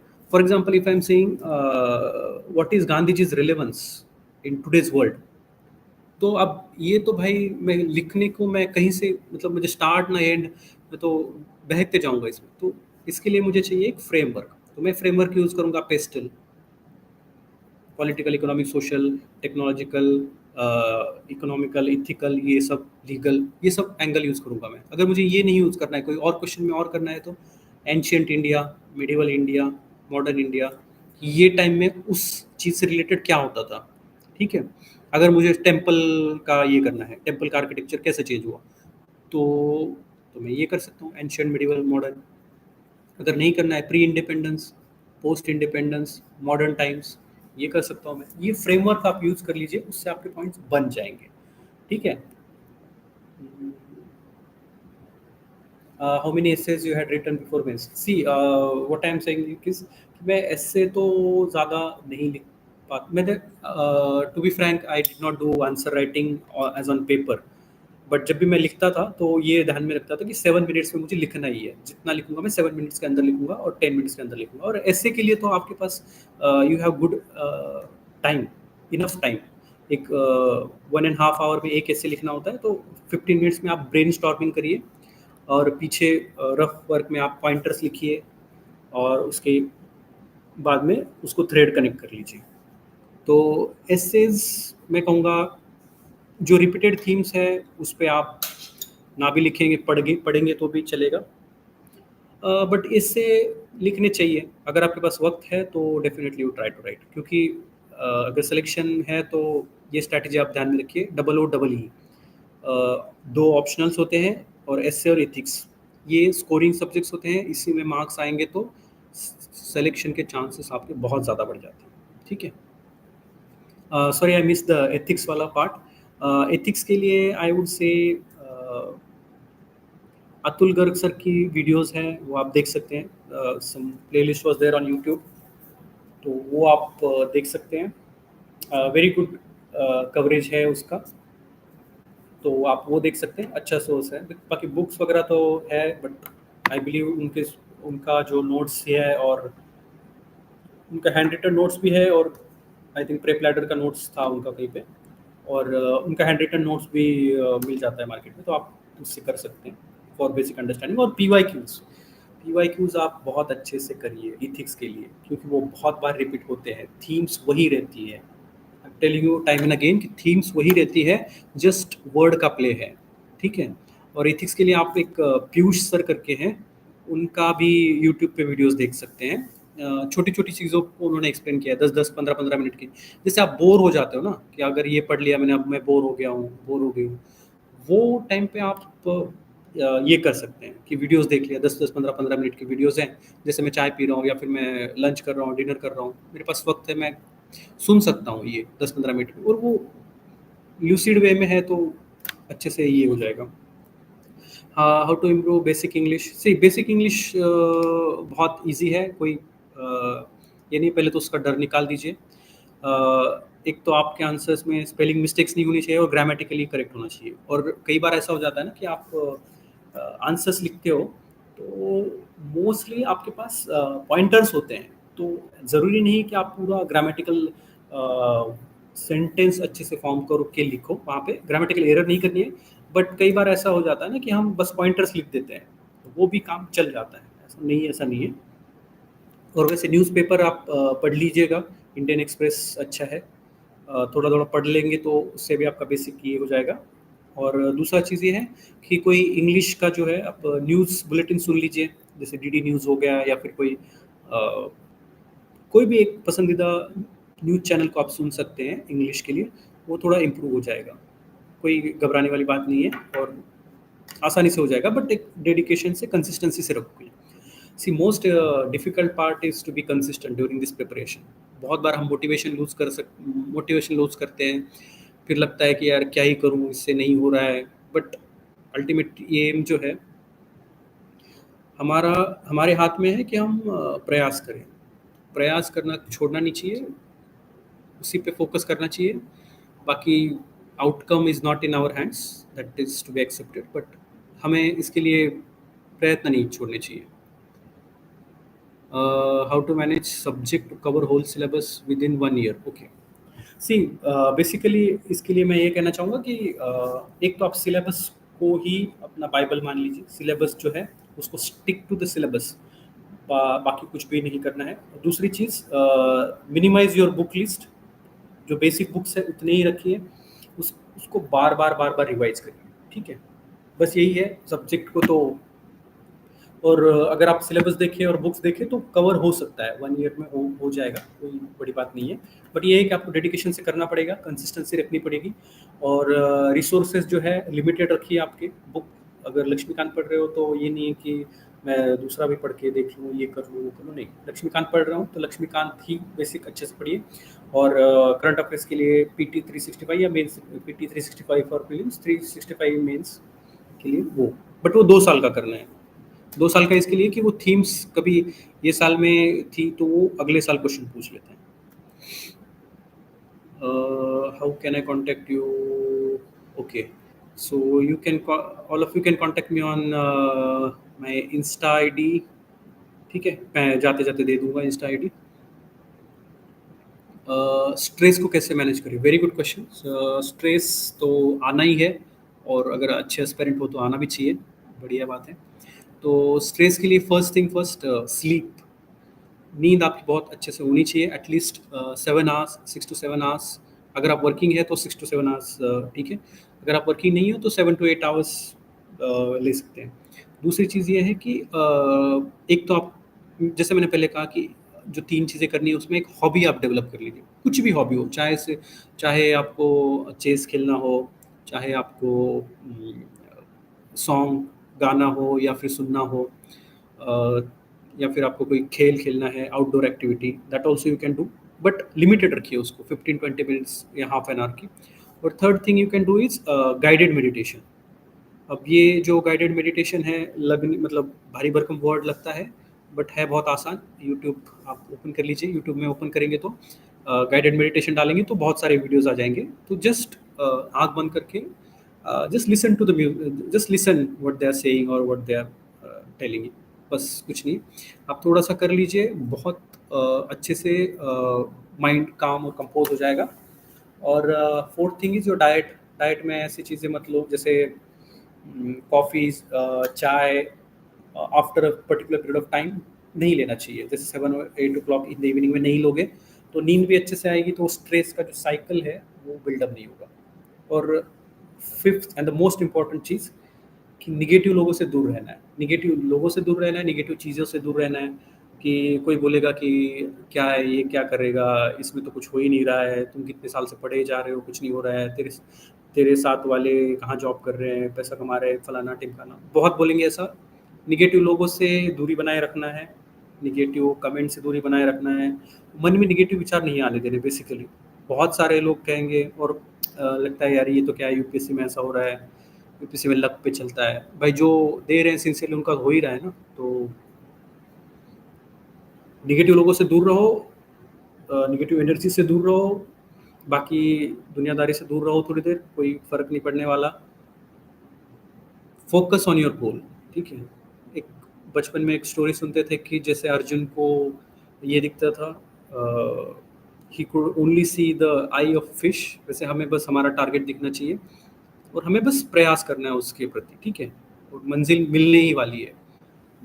और ज़रूरी नहीं कि सबको जो हम चाहे वही हो, बट अगर आप एफर्ट्स करते हो ना तो अलग से सेटिस्फेक्शन आती है कि मैंने एफर्ट्स किए हैं, बाकी it's up to the almighty. Telegram ID और other, okay, okay okay. No, मैंने MBBS के साथ प्रिपरेशन नहीं किया था। आई डिड माई MBBS, उसके बाद में मैंने पोस्ट ग्रेजुएट डिप्लोमा किया था। I work in private as well as in government setups. उसके बाद में I decided to write civil services after COVID, जो कि मेरा मोटिवेशन भी था। तो नहीं, MBBS के साथ प्रिपरेशन नहीं की तब, इतना इंक्लिनेशन नहीं था सिविल सर्विसेज के बारे में। ठीक है। और so I think I have covered most of the things which I wanted to cover. So in a quick recap, I would like to say, should I do first MBBS? Okay, you are which standard you are in? You are in 12th standard or you are already doing NEET UG?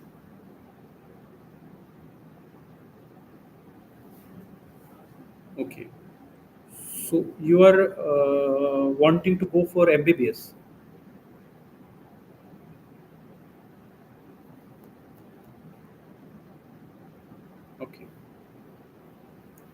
See, it depends. What is your ultimate aim? What do you want? You want to join services, civil services? तो आप graduation के साथ साथ I think civil services prepare करिए। अगर आपका aim है कि I am dicey about it, कि मुझे करना है नहीं करना है, और अगर आपका एमबीबीएस पैशन है, मेडिसिन पैशन है, तो यू कैन परस्यू दैट। ये इट्स टोटली योर चॉइस, ठीक है। बट अगर आप अल्टीमेट एम आपका सिविल सर्विसेज ही है, तो you can focus more on this civil service preparation. Okay, then MBBS की बात तो कर ही सकते हैं, कोई दिक्कत नहीं। एमबीबीएस में what I would suggest is, अगर आप ग्रेजुएशन का एमबीबीएस कर रहे हैं, तो two two two two three things you can do simultaneously. First thing is, आप न्यूज़पेपर डेली से पढ़िए, आज से पढ़िए, कल से पढ़िए, ठीक है। सेकंड थिंग है आपका, कोई न्यूज़ सुन लीजिए, जैसे डीडी न्यूज़ वगैरह हो गया, उसका जो ये है, तो वो आपको करंट अफेयर्स का और इसका ओवरऑल एक पर्सपेक्टिव दे देगा। थर्ड थिंग इज़, आप एनसीईआरटी पढ़ लीजिए, 6 to 12 का जो है, ये आपका बेसिक फाउंडेशन बना देगा, और उसके बाद आप बस पीवाईक्यू कर लीजिएगा, चलते रहेगा। ये तो आप 3 चीज़ें कर सकते हैं, एक तो आपका एनसीईआरटी, सेकंड थिंग आपका न्यूज़ सुनना, और थर्ड आपका न्यूज़पेपर, जो इंडियन एक्सप्रेस और ये है। So I would like to summarize it for all of us. It's a key learnings for all of us, for you also and for me also. First thing is strategy of study, strategy of exam. Strategy of study में ये करना है कि syllabus, PYQ analyse करना है आपको, themes पे कौन सी थीम्स आ रही है, कौन सी थीम्स रिपीट हो रही है, एंड पैटर्न पे अवॉइड ट्रैप्स। जो ट्रैप्स होते हैं प्रीलिम्स में ट्रैप्स से हमें बचना है, क्योंकि वो 2-4 मार्क्स खा जाते हैं, वही सिलेक्शन खा जाता है हमारा, ठीक है। तीसरी चीज़ है, हमको use your resources very wisely. हमारे पास लिमिटेड रिसोर्सेज है, एंड दैट रिसोर्सेज टाइम, क्योंकि बाकी के रिसोर्सेज हमारे पास बहुत है, फ्री है, पेड है, बहुत सारे रिसोर्सेज हैं, but what the ultimate resource which we have is time. और टाइम हमारे पास कम है, 24 आवर्स ये दिन में, उसमें से हमें बाकी भी कंट्रीब्यूशन है, तो ये है, लिमिटेड टाइम है, उसको जुडिशियसली वाइजली यूज़ करना है। इसके लिए हमें रिसोर्सेज भी वाइजली यूज़ करने हैं। Single book multiple times will yield better results than multiple books single time. ये मंत्र है हमारा। सिलेबस, पीवाईक्यू अच्छे से एनालाइज करना है। Third thing is single book, multiple revisions. Fourth is free resources but limited, जो हमें ये करना है, and don't waste time. Time is our ultimate resource, वो हमें वेस्ट नहीं करना, ठीक है। ये हो गया। Second thing is strategy regarding exam, जो प्रीलिम्स है। प्रीलिम्स में first and foremost important thing is आपकी काम एंड कंपोज नेचर, ठीक है। काम एंड कंपोज अगर आप रहते हो, तो आपके 2 या 4 मार्क्स बढ़ते ही हैं, कम नहीं होंगे, ठीक है। हाँ, the most important thing I forgot is CSAT. CSAT को निगलेक्ट नहीं करना है। बहुत सारे एस्पिरेंट्स जो है यहाँ पे 130 वगैरह ला रहे हैं। I know some of my personal friends जो मतलब 110, 115 ला रहे थे। मतलब it's not a lie, it's truth, it's a fact, it's very much there कि आप पेपर 1 में अच्छे से ला रहे हैं, बट सी सेट में नहीं हो रहा है। बट ये भी हमें ये करना है, बट अल्टीमेटली क्योंकि हमारा एम तो एग्ज़ाम पास करना है, ऐसा नहीं है कि हमें बहुत कुछ ये करना है। तो सी सेट के लिए कुछ मैं रिकमेंड करूँगा। सी सेट के लिए आप देखो, फ्री रिसोर्सेज बहुत सारे अवेलेबल है। सी सेट के लिए यूट्यूब पे प्लेलिस्ट बनती है, मेरे ख्याल से स्लीपी क्लासेस की भी है, तो वो आप प्रीवियस ईयर क्वेश्चंस की है, वो आप देख लीजिए। और उसमें से कुछ क्वेश्चंस है वो एनालाइज करते हैं, वो आप देख लीजिए, और थोड़ा रेगुलर टच में रहिए उसके, ठीक है। ऐसा नहीं है कि जब मैं एग्ज़ाम आएगी 15 दिन पहले, 20 दिन पहले देखूंगा, नहीं। ये स्टार्टिंग से ही करिए, इसको इनकॉर्पोरेट करिए डेली लाइफ में, इसको हैबिट बना लीजिए, ठीक है। Because your thoughts becomes your actions becomes your habit, and your habit becomes your character. तो ये हमारे कैरेक्टर में होना चाहिए, हमारे जहन में होना चाहिए कि मुझे ये चीज़ें करनी है, ठीक है। जैसे न्यूज़पेपर रीडिंग हो गया, जैसे मेरा सोशल मीडिया से डिस्टेंस हो गया, जैसे मेरा कोई छोटी सी हॉबी जो 15-20 मिनट से हाफ एन आवर के लिए करनी है मुझे, मैं पीयर से डिस्कस करूँगा 15-20 या हाफ एन आवर के लिए रिगार्डिंग सिलेबस, करंट अफेयर्स, यहीं पे और कुछ नहीं, ठीक है। जैसे स्लीप मेंटेन करना है, डाइट, ये बहुत सारी चीज़ें, छोटी छोटी चीज़ें हम इसे निगलेक्ट करते हैं, ये नहीं करना है। ठीक है। और सी सेट के लिए जो मैंने बताया कि बहुत ज़्यादा इम्पोर्टेंट हो रहा है आजकल में, क्योंकि सिलेक्शन खा जा रहा है लोगों के। तो फ्री रिसोर्सेस है, उसको डेली में देख लीजिए जो भी है। I am not from Sleepy classes और I am from any other classes, but just saying कि ये फ्री रिसोर्सेस है, आप उसको यूज़ करिए। ठीक है। अगर आपको कोई और भी रिसोर्स मिलता है तो बढ़िया ही है, you can share with other aspirants और मी ऑल्सो। तो वो एक चीज़ आप कर सकते हैं सी सेट के लिए। और एक मेरा सजेशन रहेगा पर्सनली, कि जब आप एग्ज़ाम देने जाएंगे तो हम क्या करते हैं ना, मॉक्स लगाते हैं या फिर पी वाई क्यू सॉल्व करते हैं। तो पी वाई क्यूज हम, ठीक है, पी वाई क्यूज तो सॉल्व करें, लेकिन अब जब किसी कोचिंग का टेस्ट लेते हैं तो डोंट उसको ना बिट्स एंड पीसेस में मत सॉल्व कीजिए। जब भी आप, मतलब आपको पता है संडे को एग्ज़ाम होने वाली है, मेरा प्री होगा संडे को, कोई भी संडे को ही होगा, तो 10 से 12 और 2 to 4, तो यही समय में होने वाला है मेरा एग्ज़ाम, ये मुझे पता है। तो मैं अगर मॉक सॉल्व करता हूँ तो मैं संडे को ही सॉल्व करूँगा, और मैं 10 to 12 में पहला पेपर दूंगा, 2 to 4 में दूसरा पेपर दूंगा, उसी दिन दूंगा। इससे मुझे ये हो जाएगा कि एग्ज़ाम से जो फेमिलियरिटी होती है, जो एग्ज़ाम में बर्डन आता है, वो नहीं आएगा मुझे। ये सबसे इम्पोर्टेंट चीज़ है। ये प्री के लिए भी है, और ये सबसे ज़्यादा मायने रखती है मेंस के लिए, क्योंकि मेंस में ना हाथ लिख लिख के हालत ख़राब हो जाती है। जैसे हम ऐसे पेपर तो हो गया, दूसरे दिन GS1 के बाद GS2 में हालत ख़राब हो जाती है, तो सबसे ज़्यादा जो वाट लगती है GS4 में लगती है। ठीक है। तो GS4 के लिए ऐसे हो जाता है, मतलब हाथ लिख नहीं पाते। तो इसके लिए एक चीज़ मैं बोलना भूल गया था कि फर्स्ट थिंग है, एग्ज़ाम से 1 वीक पहले जो है IAS बाबा या फिर और भी टेस्ट सीरीज है, आई थिंक शंकर IAS भी, वो मॉक्स अरेंज करते हैं, ऑनलाइन मॉक्स भी होते हैं, या फिर आप उनके सेंटर पे जाके फ्री मॉक्स दे सकते हैं। जैसे मान लो आपका नेक्स्ट संडे, नेक्स्ट फ्राइडे से एग्ज़ाम शुरू होने वाला है, तो ये फ्राइडे आपका 1 वीक प्रायर टू दैट वो एक ऐसे पेपर लेंगे उस फ्राइडे का, वही समय पे 9 to 12 समथिंग। और फिर second day GS1 GS2 and the same pattern of UPSC GS3 GS4 Sunday को। तो ये जो एक्सटेंसिव एक्सरसाइज हो जाता है, ये आप ज़रूर करना जब आप मेंस लिख रहे हो, या अगर क्योंकि इससे एक फ़ायदा आपको हो जाता है कि एग्ज़ाम में जो फटीग है वो नहीं आएगा, और आपको ये भी पता चल जाएगा कि मुझे किस सब्जेक्ट में मुझे ज़्यादा स्पीड की ज़रूरत है। जैसे GS3 में ज़रूरत है, या GS4 में।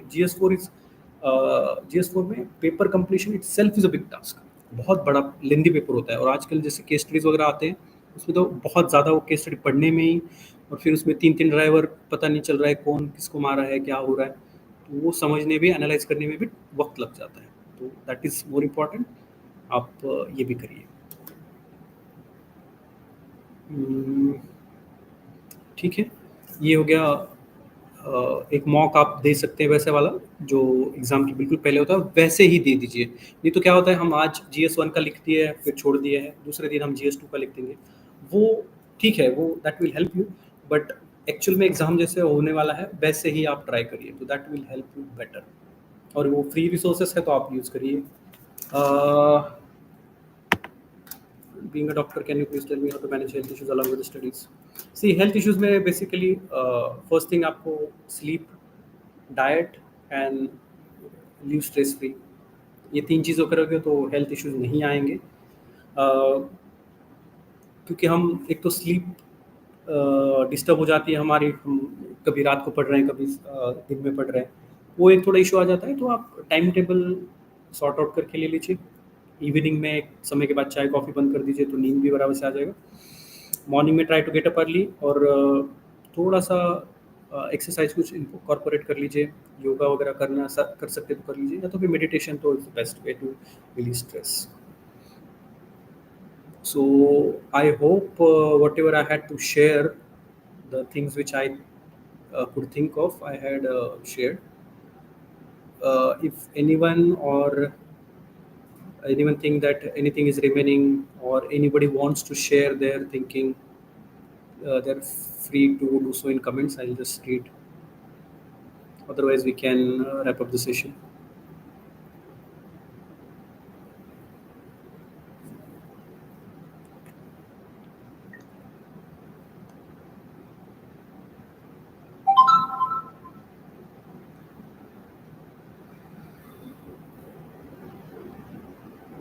See, I'm writing my Insta handle. I won't say handle. I think it's username. It's Dr. Pawan K Learner.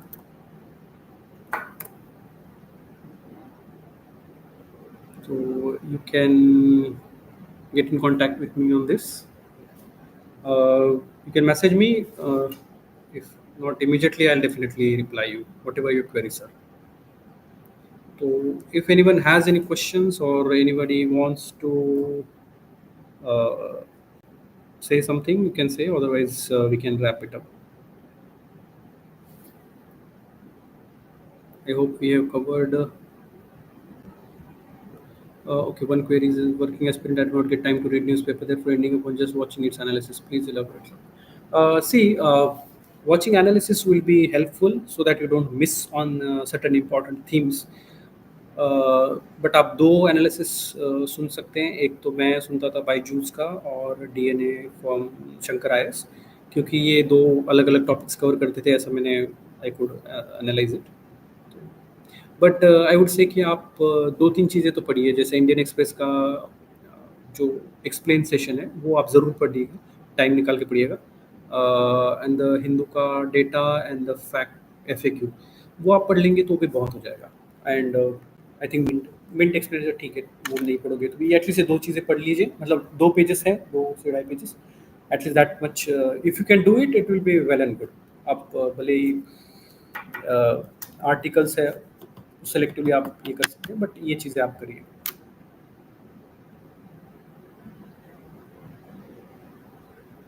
तो I think we can wrap it up. Thank you all.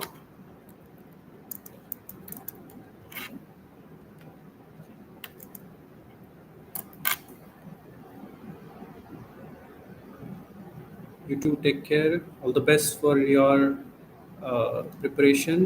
And most important thing I would say is stay away from negative people, stay away from negative things. Negative thoughts नहीं आने चाहिए. Sincerely prepare करिए, ठीक है. Sincerely prepare करिए and you are the best जज of your preparation.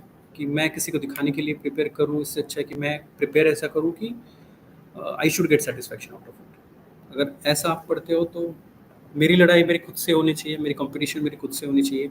If I am doing this today, I should be able to do better tomorrow and much better day after tomorrow. So that is what is going to get me nearer to success. With this, I wrap it this session, and all the best for you. If you have any queries, please get in touch with me on this Insta ID. I'll be more than happy to solve your questions, solve your queries as far as best of my knowledge. Thank you very much. Have a good night.